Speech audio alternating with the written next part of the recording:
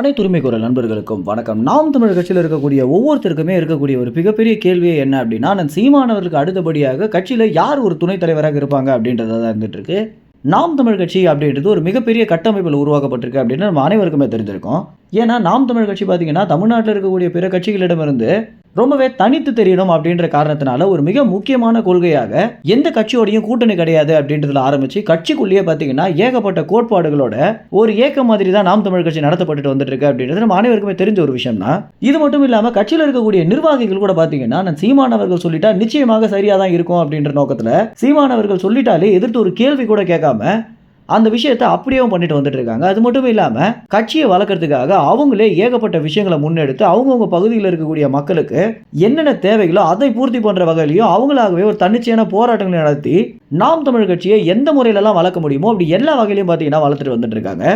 இதற்கு கிடைத்திருக்கக்கூடிய ஒரு மிகப்பெரிய அங்கீகாரம் தான் பார்த்தீங்கன்னா தற்போது நாம் தமிழ் கட்சி தமிழ்நாட்டிலேயே 3வது பெரிய கட்சியாக வளர்ந்து அதற்கு பிறகு மாநில அளவில் அங்கீகரிக்கப்பட்ட கட்சியாகவும் நாம் தமிழ் கட்சியை தேர்தல் ஆணையம் வெளியிட்டிருக்காங்க. இந்த மாதிரியான சந்தோஷமான நிகழ்வுகள் நாம் தமிழ் கட்சிக்கு கிடைச்சிட்டு இருந்தாலும் இன்னொரு பக்கம் பார்த்தீங்கன்னா நிர்வாகிகளுக்கும் சரி நாம் தமிழ் கட்சியுடைய ஆதரவாளர்களுக்கும் சரி சீமானுக்கு அடுத்தபடியாக யாருக்கு ஒரு துணைத் தலைவராக இருப்பாங்க அப்படின்ற ஒரு கேள்வி அனைவர் இடத்துலையுமே இருக்கதா செஞ்சுட்டு இருக்கு. இதற்கு நிர்வாகிகள் பார்த்தீங்கன்னா அவங்களுக்குள்ளேயே ஒரு கருத்து கணிப்பு மாதிரி நடத்திய போது தான் காளியம்மாளுக்கு பார்த்தீங்கன்னா அதிகப்படியான செல்வாக்கும் ஆளுமையும் கட்சிக்குள்ளேயே இருந்துட்டு இருக்கு.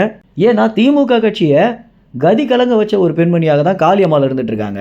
ஆரம்பத்தில் சீமானை பார்த்து பிற கட்சியில் இருக்கக்கூடிய நிர்வாகிகள் எந்த அளவுக்கு பயந்தாங்களோ அதே மாதிரி தற்போது காளியம்மாளையும் பார்த்தீங்கன்னா பார்த்து பயப்படுற ஒரு சூழல் தான் உருவாகியிருக்கு.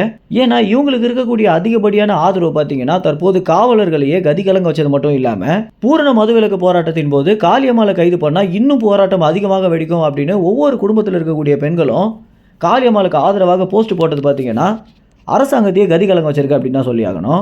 இந்த மாதிரியான காரணங்களால தான் பார்த்தீங்கன்னா தற்போது காளியம்மாள் துணைத் தலைவராகிறதுக்கு அதிகப்படியான வாய்ப்புகள் இருக்கு அப்படின்ற ஒரு சூழல் நாம் தமிழ் கட்சிக்குள்ள போயிட்டு இருக்கு. மேலும் இந்த ஒரு தகவல் குறித்து என்ன நினைக்கிறீங்க அப்படின்னா சீமான் யாரை தேர்ந்தெடுப்பாரு அப்படின்னு நினைக்கிறீங்களோ உங்க கமெண்ட்ஸ் தெரிவிங்க. நன்றி, வணக்கம்.